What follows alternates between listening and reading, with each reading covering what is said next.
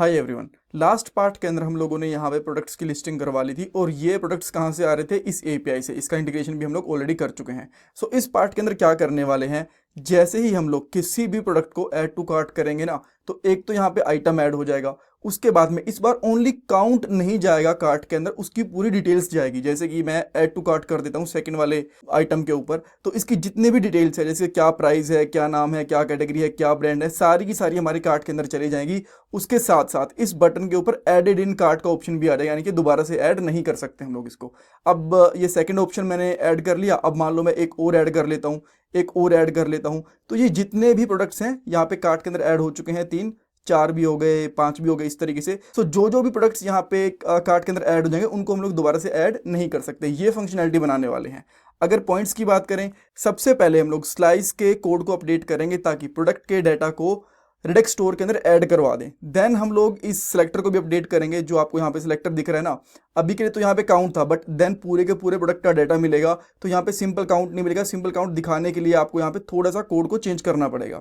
After that हम लोग यहाँ पे ये वाला बटन भी ऐड करेंगे, एडेड इन कार्ड वाला, ताकि एक प्रोडक्ट को हम लोग बार बार ऐड ना कर पाएं। देन इंटरव्यू क्वेश्चन डिस्कस करने वाले हैं। कोड नोट्स प्लेलिस्ट का लिंक आपको डिस्क्रिप्शन बॉक्स में मिल जाएगा। आजकल एक अच्छी जॉब मिलना बहुत मुश्किल हो चुका है। एक जॉब के लिए 10,000 से भी ज्यादा कैंडिडेट्स अप्लाई करते हैं। बट अगर आप भी जॉब सर्च कर रहे हो तो इसके लिए मैं आपको एक सोल्यूशन दे सकता हूँ। शार्पनर टेक आपके लिए एक जॉब रेडी ट्रेनिंग प्रोग्राम लेके आया है। इसके अंदर आपको बेसिक से लेकर एडवांस तक ट्रेनिंग मिलेगी, प्रोजेक्ट्स करने को मिलेंगे, मॉक इंटरव्यूज, रिज्यूमे में हेल्प, बहुत कुछ मिलेगा। और उसके बाद आपका कंपनीज में इंटरव्यूज भी करवाया जाएगा। और सबसे सही चीज ये है कि आपको पेमेंट जॉब लगने के बाद करनी है, और अगर आपकी जॉब कहीं और से लगती है तो आपको पेमेंट करने की जरूरत भी नहीं है। सो डिस्क्रिप्शन बॉक्स में मैंने लिंक प्रोवाइड करवा दिया है, वहां पे आपको नाम और आपका नंबर ऐड करना है। देन हमारी तरफ से आपको कॉल आएगा और बाकी की डिटेल्स आप वहां पे पूछ सकते हो। So check out the description box. और हाँ, मैंने सारा का सारा कोड हटा भी दिया है जो हम लोगों ने डेमो के लिए रखा था। जैसे कि अब मैं यहाँ पे ऐड टू कार्ट पे क्लिक कर रहा हूँ, तो कोई भी आइटम के ऊपर यहाँ पे एडिट टू कार्ट का ऑप्शन नहीं आ रहा और यहाँ पे काउंट भी इंक्रीज नहीं हो रहा। राइट, इसका मतलब है कि जो कोड हम लोगों ने लास्ट वाले पार्ट पे छोड़ा था वहीं पे हम लोग वापस आ चुके हैं। अब हमें स्लाइस के ऊपर चलना है ताकि हम लोग स्लाइस के कोड को अपडेट कर पाएं। स्लाइस डॉट जेएस को ओपन करूंगा और यहाँ पे एडेड आइटम है ना, यहाँ पे अब हम लोग सिंगल आइटम को ऐड नहीं करेंगे, यहाँ पे पूरे के पूरे प्रोडक्ट की इंफॉर्मेशन को स्टोर करवाएंगे। सो आपको यहाँ पे 2 पैरामीटर लेने पड़ेंगे। इसके अंदर 2 पैरामीटर होते हैं। एक तो स्टेट होती है जिसके अंदर आपका डिफॉल्ट डाटा स्टोर होता है, एक जो डाटा हम लोग भेजते हैं वो भी आता है, वो आता है सेकंड वाले पैरामीटर के एक्शन के अंदर। तो अब आपको यहाँ पे सिंपली क्या करना है, इस तरीके से। इवन मैं एक बार इसको कंसोल भी करवा के दिखा देता हूँ। यहाँ पे कंसोल डॉट लॉग करेंगे और यहाँ पे एक्शन इस तरीके से लगा देंगे। ठीक है, अब एक्शन डॉट पेलोड के अंदर डाटा आएगा, बट एक बार मैं पूरे एक्शन को यहाँ पे कंसोल करवा के दिखा दूंगा। और यहाँ पे हम लोग क्या करेंगे, state dot items dot push, इसके अंदर हम लोग हमारे एक्शन का पेलोड भेज देंगे, एक्शन डॉट पेलोड, इस तरीके से। अब आइटम कहाँ से आ गया, पहले तो हमारे पास वैल्यू थी ना, वैल्यू इसलिए थी बिकॉज हमें पहले बस इंक्रीमेंट और डिक्रीमेंट करना था। अब हमें पूरी डिटेल्स चाहिए, तो यहाँ पे क्या करूँगा, इसको मैं आइटम्स में चेंज कर दूंगा और ये एक एरे रहेगा इस तरीके से। ठीक है, अब आपको एक चीज़ और करनी है, जो आपके पास यहाँ पे प्रोडक्ट डॉट जेएसएक्स वाली फाइल है ना, इसके अंदर इस बटन के क्लिक के ऊपर आपको वो इस वाले स्लाइस के फंक्शन को कॉल करना है, इस वाले एक्शन को कॉल करना है। तो आप क्या करोगे, सिंपली यहाँ पे एक ऑन क्लिक जो इवेंट होता है वो डाल दोगे। देन हम लोग डिस्पैच करेंगे। यहाँ पे डिस्पैच में ऑलरेडी इंपोर्ट कर चुका हूँ, यहाँ पे आप देख पा रहे हो, राइट, यहाँ पे।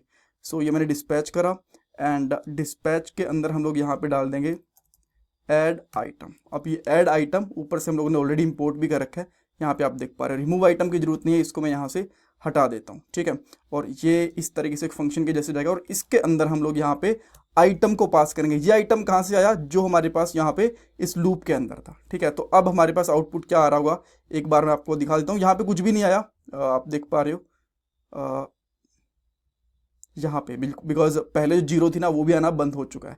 अब इसका रीज़न सब कुछ आपको पता चलेगा, बट एक बार के लिए देख लो कि क्या चल रहा है। सो अब जैसे ही मैं यहाँ पे ऐड टू कार्ट पे क्लिक करता हूँ, तो सबसे पहले दिखा दिया इसने कि ये फंक्शन ही काम नहीं करेगा। अच्छा, सही कह रहे हैं ना ये, बिकॉज इस तरीके से हम लोगों को यहाँ पे एक एरो फंक्शन के साथ इसको यूज़ करना है। अब मैं इसको रिफ्रेश करके एक बार इस पर क्लिक करता हूँ, तो अब आप यहाँ पे देख सकते हो स्लाइस डॉट जेएस में लाइन नंबर 14 के ऊपर, स्लाइस डॉट जेएस में लाइन नंबर 14 के ऊपर एक कंसोल आ गया। कंसोल के अंदर क्या आया, यहाँ पे एक तो इसका टाइप आ गया, ठीक है। देन इसके बाद में पेलोड आ गया, ठीक है, और पेलोड के अंदर हमारा कार्ट है। तो पेलोड मैंने यहाँ पे डायरेक्टली डाल देता हूँ पेलोड इस तरीके से। तो अब आप इसको चेक करना, जैसे मैं इस पर क्लिक करूँगा तो इसके अंदर पूरे के पूरे प्रोडक्ट की इन्फॉर्मेशन है। अब इस इन्फॉर्मेशन को मैं डायरेक्टली क्या कर सकता हूँ, स्टोर करवा सकता हूँ हमारी स्टेट के अंदर, और ये हो भी रही है। यहाँ पे आप देख भी रहे हो हम लोगों ने इसको पुश कर दिया। नाउ अब हम लोग चलते हैं ऐड टू कार्ट वाली फाइल के ऊपर। यहाँ पे हम लोग वैल्यू निकाल रहे थे, अब वैल्यू तो बची नहीं है यहाँ पे। एक बार के लिए मैं ना यहाँ पे सिंपली 0 लगा देता हूँ, राइट, ताकि यहाँ पे कुछ तो हमें दिखता रहे ना। और थोड़ा सा इसको मैं ऐसे भी कर दूंगा इस तरीके से। सो बेसिकली यहाँ पे 0 आ रहा है अभी के लिए, ठीक है। सो यहाँ पे वैल्यू तो है नहीं, यहाँ पे आइटम थे, बट मैं यहाँ पे ना पूरे के पूरे कार्ट को दिखाऊंगा कि पूरे कार्ट में आ क्या रहा है। और इसका नाम भी चेंज कर देता हूँ, मैं यहाँ पे कार्ट सेलेक्टर कर देता हूँ, ठीक है। कार्ट सेलेक्टर हो गया अभी, और इसको हम लोग इस तरीके से यूज़ कर लेंगे। ओके, सो अब मैं थोड़ा सा इसको इधर करके, और जैसे किसी का आइटम पे क्लिक करता हूँ तो अभी आप यहाँ पे देख पा रहे हो ऐड टू कार्ट में लाइन नंबर 5 के ऊपर 3 आइटम्स आ चुके हैं, ठीक है। अब इसको मैं अगर ओपन करूंगा तो 3 आइटम कैसे है, बिकॉज इसको रिफ्रेश नहीं करा था ना, बार बार ऐड होते गए। सबको मैं यहाँ पे खाली कर देता हूँ। अब क्लिक करता हूँ, अब यहाँ पे आपको एक ही आइटम दिखेगा, ठीक है। यहाँ पे आप देख पा रहे हो आइटम्स के अंदर हमारे पास ये आइटम आ गया, और ये जो सेकंड वाला जो भी आइटम डाला था इसकी इन्फॉर्मेशन यहाँ पे पूरी दिख रही है। इसको मैं थोड़ा सा इधर करके रखता हूँ। ओके, सो अब आपको क्या करना पड़ेगा, इसके अंदर डॉट आइटम लगाना पड़ेगा। यहाँ पे डॉट आइटम, मैं एक बार सब कुछ दिखाना चाहता था आपको, ठीक है। आइटम्स, और आइटम्स के अंदर अगर एक बार आप फिर से भी चेक करना चाहते हो तो भी चेक कर सकते हो। रिफ्रेश, देन इस पर क्लिक करता हूँ तो ये पूरी आइटम की इन्फॉर्मेशन आ गई। अब यहाँ पे अगर मैं डॉट लेंथ चेक करूँगा तो इसमें कितने आइटम्स हैं वो मिल जाएंगे मुझे। जैसे कि अभी के लिए 2 आइटम है, इवन रिफ्रेश नहीं करा था ना। देखो अभी यहाँ पे 1 आइटम है, अब 2 आइटम हो गए, देन मैंने यहाँ पे 3 4 5 इस तरीके से। और अगर एक ही आइटम को बार बार ऐड करता रहूँगा तो वो भी बार बार हो रहा है, इतने सारे आइटम्स आ गए, ठीक है। तो काउंट हमारा यहाँ पे प्रॉपर दिख जाएगा, इस चीज़ से कोई दिक्कत नहीं है। सो मैं यहाँ पे आके तरीके से काउंट चेक करवा लूँगा।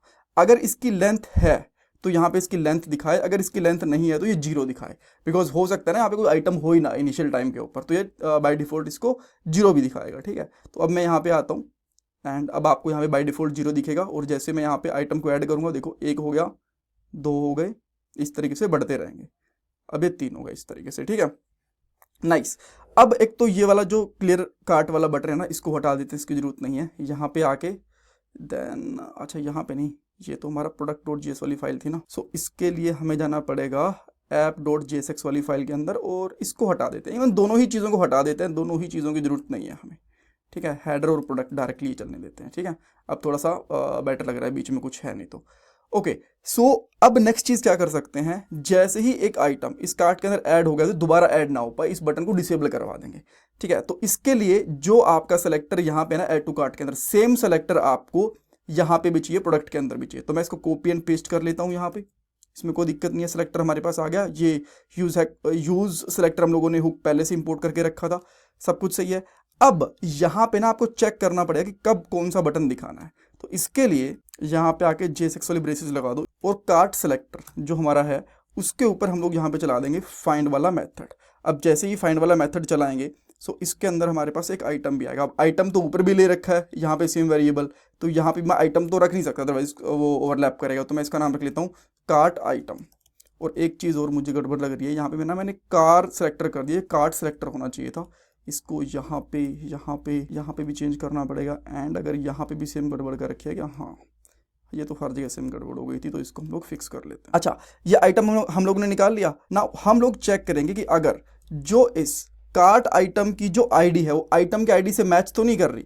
देन मैं यहाँ पे करूँगा dot ID and equal to, even triple equal to भी कर सकते हो, कोई दिक्कत नहीं है। आइटम डॉट ID, अगर ये इससे मैच कर रही है तो यहाँ पे क्वेश्चन मार्क लगा दो, एंड देन इस बटन को कॉपी करके इसके अंदर डाल दो, सिंपली इस तरीके से। ये अगर ये मैच नहीं कर रही तो भी इसको डाल दो यहाँ पे एल्स के अंदर, और इसको हटा दो। अभी के लिए आपको दोनों जगह पे सेम ही दिख रहा होगा, बट यहाँ पे इसका मतलब ये मैच कर रहा है, तो इसका मतलब क्या है कि ये आईडी इसके अंदर प्रेजेंट है पहले से ही, ठीक है, और कार्ट के अंदर ऐड हो चुकी है। तो यहाँ पे क्या कर देंगे, एडिट इन कार्ट, ये कर देंगे, ठीक है। अब यहाँ पे आके एक बार इसको रिफ्रेश करते हैं। ओके, ये कह रहा है सब्जेक्ट इज नॉट फंक्शन, ये क्या हुआ, अरे यार ये एक ना ब्रेसेस यहाँ पे एक्स्ट्रा लगी हुई है। देन ये हमारी ब्रेसेस यहाँ पे बंद हो चुकी है, एंड उसके बाद और क्या प्रॉब्लम है, इस ब्रेसेस की भी जरूरत नहीं है, हाँ इसकी भी जरूरत नहीं है ना। अब आप यहाँ पे देख पा रहे हो। अब जैसे ही मैं सेकंड वाले बटन पे क्लिक करता हूँ, यहाँ पे क्या आ गया, एडिड इन कार्ट। इस पे क्लिक करता हूँ, ये भी एडिड इन कार्ट आएगा, बट अगेन ये अभी भी ऐड हो पा रहे हैं। तो अब इसको हटाने के लिए क्या करना पड़ेगा, ये क्लिक इवेंट है ना, ये उड़ा दो यहाँ से, ठीक है। अब हम लोग आके इसको रिफ्रेश करते हैं, सेकंड वाले पे क्लिक करूंगा, थर्ड वाले पे 2 आइटम ऐड हो गए। देन अगेन अगर मैं इनके ऊपर क्लिक करता हूं तो अब कुछ नहीं हो रहा, बिकॉज वो फंक्शन ही गायब हो चुका है। बट इनका थोड़ा सा स्टाइल अगर अलग दिखा देंगे ना तो और भी बेटर लगेगा। तो मैं यहाँ पे कर देता हूँ btn डिसेबल, ठीक है। अब जो btn डिसेबल है इसकी थोड़ी सी स्टाइल भी लिख देंगे हम लोग।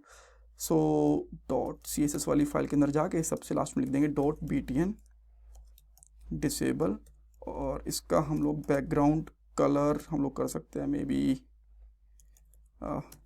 ये कर सकते हैं, और सेम ये वाला जो कलर रहेगा इसके होवर पे भी रहेगा, अदरवाइज होवर पे दूसरे वाला कलर दिखाता रहेगा, ठीक है। अब हम लोग आगे इसको रिफ्रेश करते हैं, प्रॉपरली टेस्टिंग करते हैं इसकी। सो पहले यूज़र आया यहाँ पे, ठीक है, एक प्रोडक्ट को ऐड कर लिया, ऐड हो गया, यहाँ पे दिखा दिया एडिड इन कार्ट, ये वाला भी ऐड कर लिया, थोड़ा नीचे आए इसको भी ऐड कर लिया, देन यहाँ पे आते हैं इसको भी ऐड कर लिया। जो जो मैं यहाँ पे क्लिक करता जा रहा हूँ वो सारे के सारे यहाँ पे दोबारा ऐड नहीं हो पा रहे, यहाँ पे आप देख पा रहे हो, ठीक है। बट अच्छा, ये फंक्शनैलिटी तो हो गई, बट इसके अंदर स्टिल एक कमी है। अगर आके यूज़र इसको रिफ्रेश कर देगा तो क्या करना है, एक्चुअली इस चीज़ के लिए हमें इस डेटा को लोकल स्टोरेज के अंदर भी रखना होता है। अब वो कैसे काम करेगा वो मैं आपको नेक्स्ट वाले पार्ट के अंदर बताऊंगा। अभी के लिए इतना ही, और इंटरव्यू क्वेश्चन के अंदर आपसे ये पूछ सकते हैं यूआई कंपोनेंट से डेटा को लेकर रेडिक्स के स्टोर में स्टोर करवाना होता है तो कैसे करवाओगे, इस तरीके से करवा सकते हो आप। डाटा पुश करोगे एंड एक्शन डॉट पेलोड, ये सेकंड वाले पैरामीटर के अंदर आपका डेटा मिलेगा आपको, right. Thank you so much for watching this part. अच्छा, एक छोटा सा इंटरव्यू क्वेश्चन आपके लिए भी, अगर आपको ये फाइंड वाली फंक्शनैलिटी अच्छे से समझ में आ गई तो अच्छी बात है, अदरवाइज ये ना रिएक्ट की फंक्शनैलिटी नहीं है, ये जावास्क्रिप्ट का एक फंक्शन है। ये मुझे बताओ कि ये फंक्शन क्या करता है एक्चुअल में, ये मुझे कमेंट सेक्शन के अंदर बताओ। Thank you so much for watching this part guys.